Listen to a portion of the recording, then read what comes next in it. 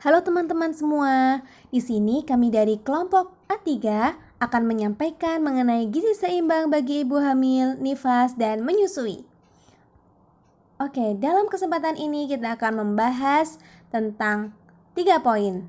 Yang pertama, gizi seimbang ibu hamil, yang kedua, gizi seimbang ibu nifas, dan yang ketiga, gizi seimbang ibu menyusui. Sebelumnya, kita akan membahas tentang definisi gizi seimbang. Berikut definisi gizi seimbang. Gizi seimbang adalah susunan pangan sehari-hari yang mengandung zat gizi dalam jenis dan jumlah yang sesuai dengan kebutuhan tubuh, dengan memperhatikan prinsip keanekaragaman pangan, aktivitas fisik, perilaku hidup bersih, dan memantau berat badan secara teratur dalam rangka mempertahankan berat badan normal untuk mencegah masalah gizi. Selanjutnya kita membahas tentang gizi seimbang ibu hamil. Berikut manfaat gizi seimbang pada ibu hamil.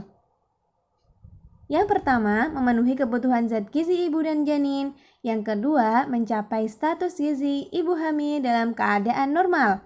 Yang ketiga, membentuk jaringan untuk tumbuh kembang janin dan kesehatan ibu. Yang keempat, mengatasi permasalahan selama kehamilan. Dan yang kelima, ibu memperoleh energi yang cukup yang berfungsi untuk menyusui setelah kelahiran bayi. Selanjutnya, penambahan kebutuhan zat gizi selama hamil. Selama hamil, ibu memerlukan kebutuhan zat gizi makro, yaitu energi, lemak, protein, dan juga karbohidrat. Berikut jumlah energi yang dibutuhkan sesuai dengan trimester.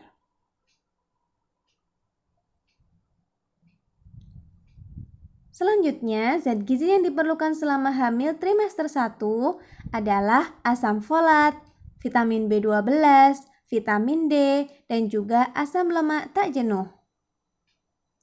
Dan zat gizi yang dibutuhkan pada trimester 2 ada vitamin A, kalsium, dan juga zat besi atau Fe. Zat gizi yang dibutuhkan pada trimester 3 ada seng, yodium, serat, B6, dan juga vitamin C. Selanjutnya kita akan membahas tentang gizi seimbang ibu nifas.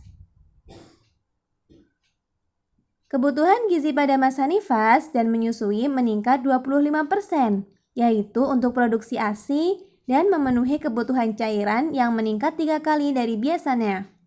Penambahan kalori pada ibu menyusui sebanyak 500 kcal setiap hari.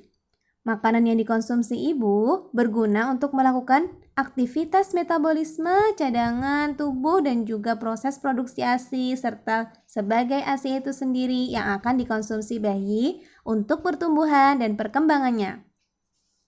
Makanan yang dikonsumsi juga perlu memenuhi syarat, seperti susunan yang harus seimbang, porsinya cukup, teratur, tidak terlalu asin, pedas, atau berlemak, tidak mengandung alkohol, nikotin, serta bahan pengawet dan pewarna. Menu makanan yang seimbang mengandung unsur-unsur seperti sumber tenaga, pembangun, pengatur, dan pelindung. Berikut kebutuhan gizi ibu menyusui. Yang pertama, ibu menyusui membutuhkan sumber tenaga atau energi. Gunanya untuk pembakaran tubuh, pembentukan jaringan baru, dan juga penghematan protein. Selanjutnya, ibu menyusui juga memerlukan protein. Protein diperlukan untuk pertumbuhan dan pergantian sel-sel yang rusak atau mati. Selain itu, ibu menyusui juga butuh vitamin dan mineral sebagai sumber pengatur. Nah, berikut vitamin dan mineral yang dibutuhkan. Ada zat kapur, fosfor, zat besi, yodium, kalsium, vitamin A, vitamin B1, B2, B3, B6, B12, vitamin K, dan juga folik asid.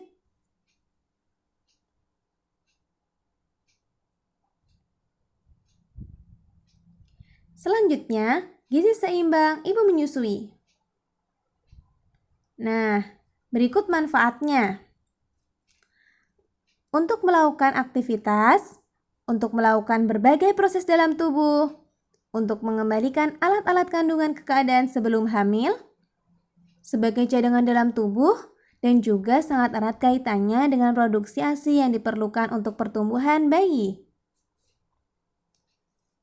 Selanjutnya, mengenai kebutuhan gizi seimbang untuk ibu menyusui. Jadi, ibu dalam 6 bulan pertama menyusui membutuhkan tambahan energi sebesar 500 kalori per hari untuk menghasilkan jumlah susu normal. Total kebutuhan energi selama menyusui akan meningkat menjadi 2.400 kcal per hari yang akan digunakan untuk memproduksi ASI dan untuk aktivitas ibu sendiri. Nah, selanjutnya kita membahas tentang kebutuhan gizi ibu nifas. Berikut ada karbohidrat, ada lemak, ada vitamin dan mineral, protein, dan juga cairan. Berikut jumlah kebutuhannya. Selanjutnya, dampak kekurangan gizi pada ibu menyusui. Nah, jika kekurangan gizi pada ibu menyusui akan menyebabkan dampak kepada ibu. Pada ibu dapat menyebabkan gangguan pada mata, kerusakan gigi dan tulang, mengalami kekurangan gizi dan darah, dan kualitas ASI menurun. Dan dampak pada bayi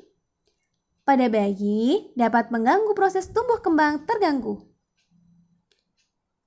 membuat daya tahan tubuh menurun sehingga bayi mudah sakit dan membuat bayi mudah terkena infeksi. Selain itu juga bisa menimbulkan gangguan pada mata ataupun tulang bayi. Terima kasih, sekian dari kami kelompok 3. See ya!